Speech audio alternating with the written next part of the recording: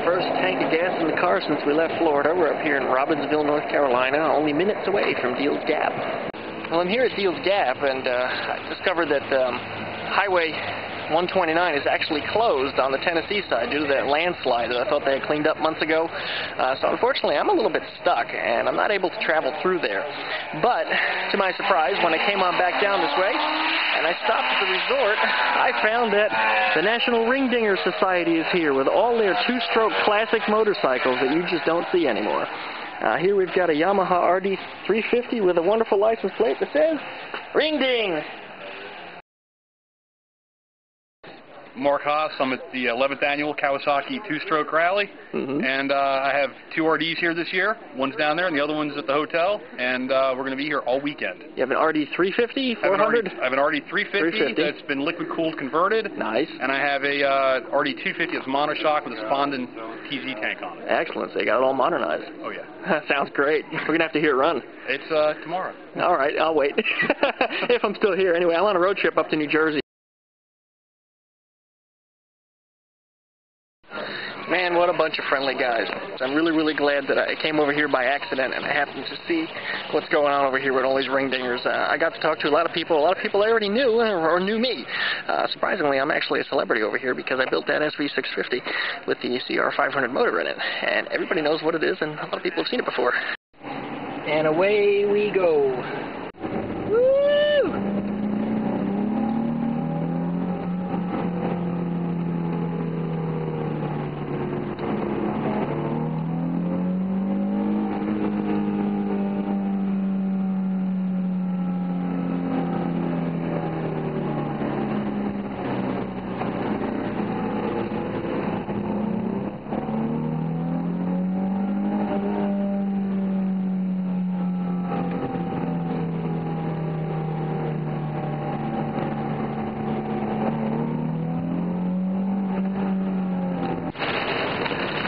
Well, it's started pouring out here on the Dragon. Well, not the Dragon. It started pouring out here on some of the roads around Deals Gap. I can't get through there, so I have to double back around another road, and man, it's pouring out here. I can hardly see a thing because it's dark, it's night, and holy shit are these roads a little slippery. Especially since my tires aren't exactly the best tread on them. They're kind of worn out. But anyway, I got to put the camera down. I ran into a couple of Harley guys up here that were doing exactly what I was doing, just passing through Deals Gap to get to where they needed to go, discovered everything was closed, and they couldn't go to where they wanted to go.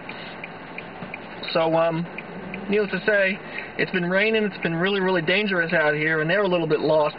So I've been their tail to make sure nobody slams into the rear of them and keep those guys safe. But we're doing all right. I think they're going to be okay. There's a Kickstand Lodge, which is, I think, a little bar or something down the road over here, and that's where they're going to stop off at. And I'm going to keep on going on my way back to New Jersey. I coasted downhill just to see how many miles per gallon that would get, and it got me 99.9 miles per gallon is what it calculates. But when the car is pushing itself, and I believe the throttle is closed, the fuel injectors don't inject any fuel into the motor whatsoever, so it maxed out my miles per gallon meter. Ooh, an extra creepy tunnel. Check that out. This is on Interstate 40, traveling west just before the Tennessee border. We made it to Tennessee! Whoa! Well, we just made it into Virginia. It's about midnight Central Time. Got about another, I think, 550 miles to go or something. So I'm way past the halfway point. The detour that I took today through the mountains knocked me off by about, I want to say about 100 miles. And I think that when I get to the destination, I'll be able to calculate the difference. It was about a 1,200 mile trip. So if it's anything more than 1,200 miles, that would be the difference. So since Virginia radar detectors are illegal, I'm going to have to unplug my radar detector now and put it down someplace. So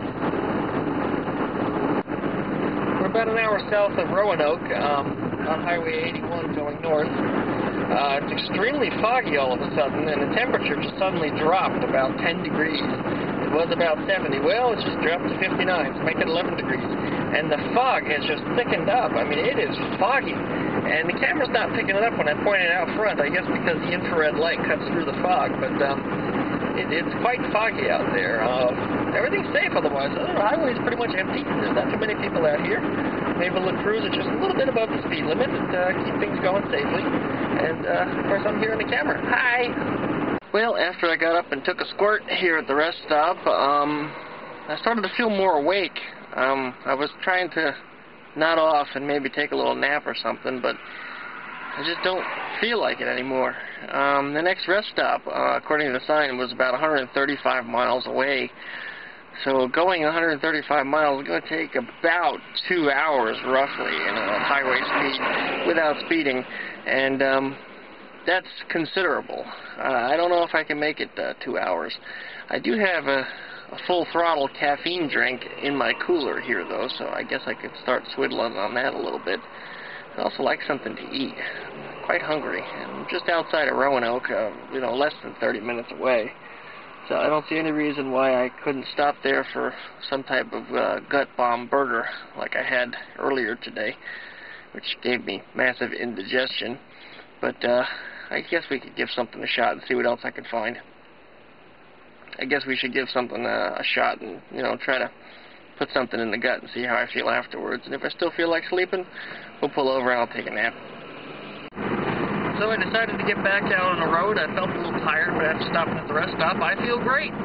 All I needed was about 10 minutes to sit down and stir around. I changed my shoes, and I'm just feeling a little bit more comfortable. So I'm going back out on the road, and we're going to make that attempt to continue on the way. If I can't make it, we'll stop someplace else. I need to get gas in a little while. I'm also hungry, so we're going to get some food. The guy in front of me is an asshole.